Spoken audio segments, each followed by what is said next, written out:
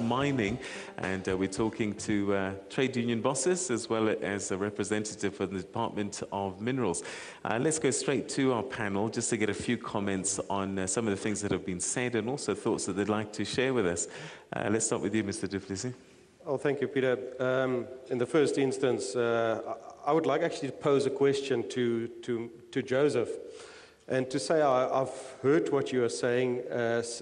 You know, what happened since 1652, since 1994.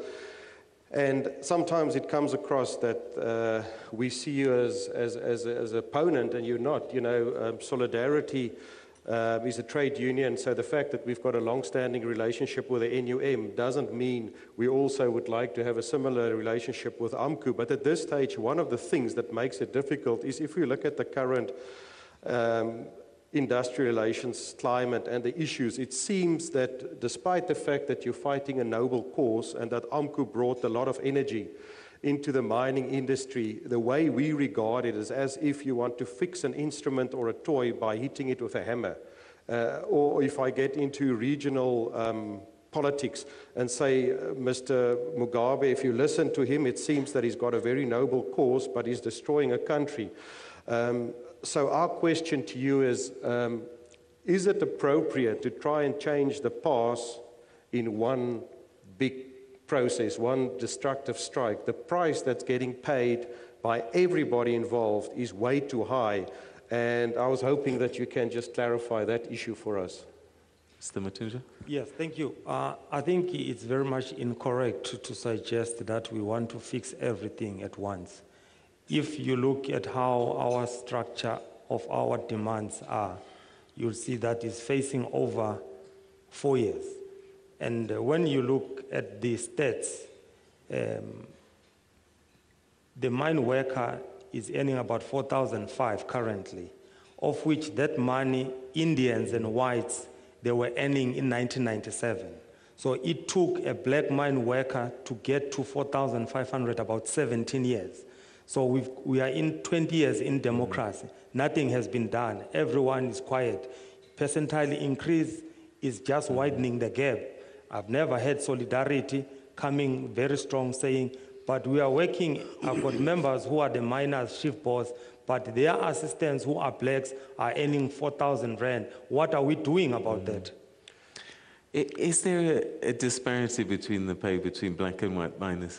Yeah, first of all, I'm glad that I'm getting the opportunity to respond because we're sitting now with a similar situation, Solidarity representing mainly skilled workers, and the demographics have changed. So we've also got entry-level black workers, and we've got also in our skilled categories a lot of black workers and miners who are also getting frustrated now because their argument, and that's our members' argument, is that the remuneration gap between entry-level and skilled is getting smaller, and that skills are not rewarded. So what are we doing about it? Solidarity have approached Lonmin to have a joint initiative to start a technical college so that we can train entry-level workers to up their skills so that they can double their salaries, not earning 12.5, but earning 25,000 with better skills. That initiative, not to our wrongdoing, in the end failed, and that was our way of trying to improve mining and for Joseph's members. Okay, Mr. Baleni? Yeah, the issue, Peter, there are inequalities. Inequalities are quite huge. If you look at the level of the CEO, sometimes they earn is as if they got permanent disability. Now, if a person is going to earn 25 million rand in 1 year, it is a serious challenge. There is also inequalities in terms of race and gender. Regardless of race, when it comes to gender, women earn less as compared to their men counterparts. But the DG in the beginning, Peter, raised the issue of the framework from your question. The reality is that the framework has not been implemented. Not all stakeholders, firstly, have signed it. Secondly, not all stakeholders are actually implementing. Today, post 16 of 2012, we have lost 45,000 workers killed. And these workers are brutally murdered. By who? Hacked. By who? Some of them are tortured. In other By words, who? Well, we are waiting for the police. There's about 99%. But you know, though, don't you? There are 99% of suspects belong to one union, right? 99% of those who have been arrested belong to one union. But the brutality is the main worrying factor. Is that we have instances where women are stripped naked and paraded in front of 10,000s of men.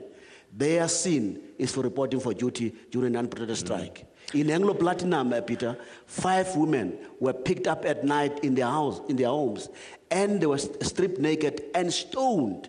They ended up in ICU. Is that a demand for wages? All right. Clearly, it cannot be true. It sounds like, for me, that there is a war on, and it's between unions, and the workers are the victims in this. Is that a fair assessment, Mr. Mathunjwa? I think let's not divert the attention of inequality. I mean, we can talk about inequalities. No, I'll get to it. Yeah, I'll okay. get to it. But let's not divert the issue of inequality. That for the last 20 years, the workers in mining, whereby NUM was the majority, even before 1994, the lives of the workers hasn't changed in terms of salary take home. That's a fact. The issue of violence, we've denounced violence in all formation. We don't support it. And we came very clear that the SAPS, the security cluster, should act objectively, not to be biased, and arrest those perpetrators. We are not, a barrier for any law enforcement to deal with it. But as far as we know, we don't have any person that we have killed. So you're saying that these are just random people just acting on their own?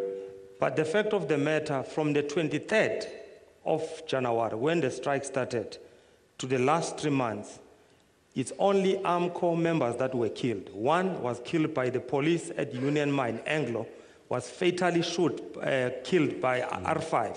Nothing happened. The police was given 500 rand bail. No, wait. At Marikana, our member coming from Lonmin was stoned to death wearing AMCU t-shirt. That was within the 3 months. We reported all those things, and nothing has happened. But I'm not suggesting that is tit for tat. But the point that I'm saying is the violence is being there. Our members are killed. No one has been arrested. Are these robbers that are doing this? That's why the police are capable of doing that. The issue of change, since 1994, Peter, is very important.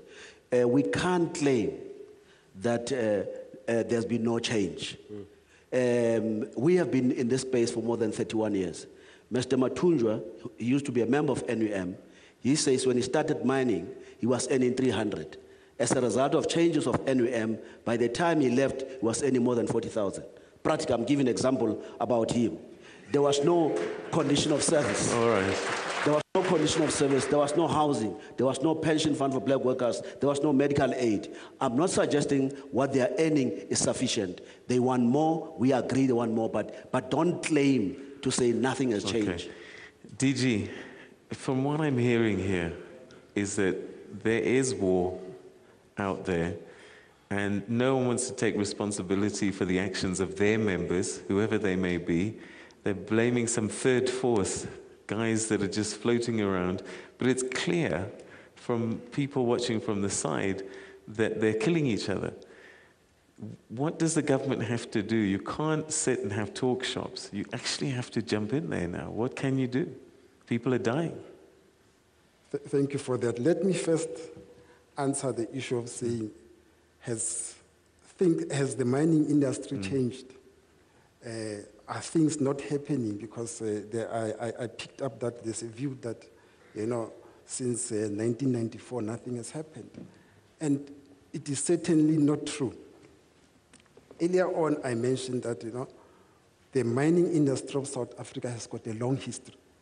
And in 1994, when the democratic government came in, we had to change a lot of issues. We had to transform the industry. But it had to be done in a very orderly manner. And to do that, we had to come with new policies. From the green paper, the white paper was developed, and the MPRDA, the Principal Act, which governs the mining industry.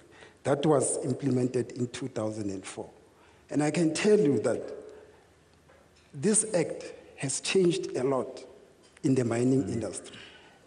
For example, if you look at the number of mines which were there before 2004, they were around 900. Now we've almost doubled that. They are at around 1,700 or so.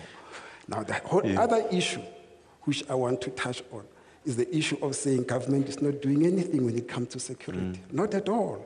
Through this process of the deputy president, we have created these mine crime combating forums, which involves labor, they involve business. We interact with everyone to ensure that there's peace and stability. As we are talking now, government has deployed police there. The Minister of Police has been involved in this matter. The Minister of Labor has also been involved in ensuring that this matter is resolved. The Minister of Mineral Resources also has been involved. All right. So you can provide security for people going to and from work, but when they're at home, they're getting picked out and they're getting harmed, and that's a problem. How do we protect them? And then the other thing is, we've got union members walking around with knob kerries. What does that suggest except belligerence? Mr. Mathunjwa? I mean, we've been saying many times that no one should carry. But they are. But remember, this is South Africa. This is not New York. I mean, the traditional weapons, a man, when he walks out, he used to carry his stick, but not with the intention that he has to kill. So it's an initiative that needs to be taken by government to go to have a road show or how to change your culture to be a Western culture. It's not for AMCU to do that alone. But don't you think it's intimidating? No. We've been carrying sticks many times, unless maybe you are not from Africa. So you cannot change overnight. And let's come with the issue of security cluster.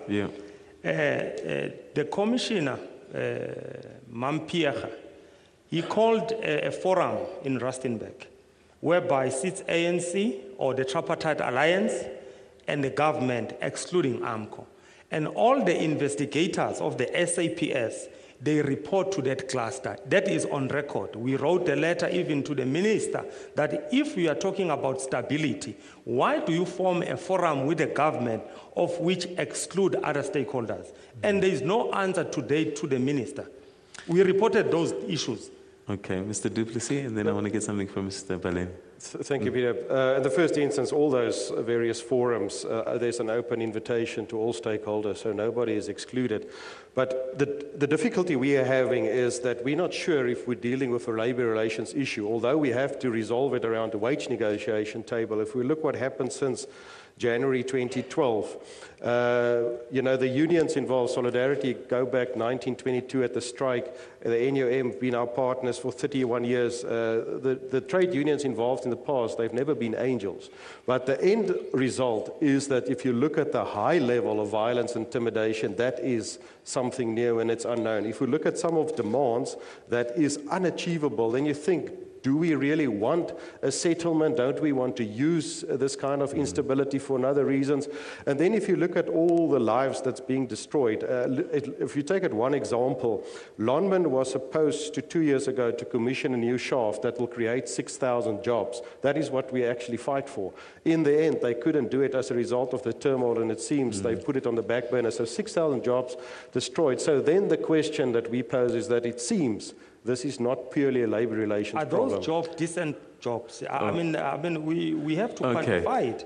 Whether it's a decent job or it's just slavery kind of jobs that exploit our people. All right, okay. One very quick response from you, DG, and then we have to take it to the floor and get more questions from our panelists. No, I think what is important is that all stakeholders must commit themselves to this process of the deputy president. It is extremely important. And I will be specific here. I would also like to call upon AMCU to really commit themselves to this process. Because if we are not going to commit ourselves to this process and work together, we're not going to solve this problem. We'll go out and point out and say people are being killed, people are being molested. But when a process is put together and government says, let's all be on this process, I would like to humbly request that let's all of us join the process fully, and let's all of us ensure that we sign that framework agreement to take this country forward. It is extremely important. All right. Let me go to the floor, and then you'll be able to add to whatever people are saying, what you're saying. Zama is on table 16. Thank you. The Youth in Mining, SABC, and National Union of Mine Workers has been doing some career expo in different mining communities, closer where the mine is. There's one even happening now on Wednesday this week. But the challenge we normally find out is that the community amongst the mines, sometimes they suffer a lot. My question to DG is maybe, can we create maybe an empowerment model for the communities around where there's mining sector, so that at least there can be one common model for empowering those communities? Thank you very much. Okay. DG? Okay. Thank you for that comment. Certainly, you know, a mine cannot exist in isolation. As government, we realize that communities have to be brought on board, especially when it comes to issues relating to them to mining. And issues which need to be focused on are the socio-economic matters around the mine. And currently what we have done is, through the MPRDA, we have come with tools such as the social and labor plan. The social and labor plan intends to ensure that communities effectively and meaningfully participate. We have amended the MPRDA to ensure that, you know, there is integration when it comes to economic development relating to the communities and the mining industry. I've taken your point of saying perhaps we also need a generic way of approaching this issue. The new amendments which have been put in place are going to address these issues around communities, I can assure you.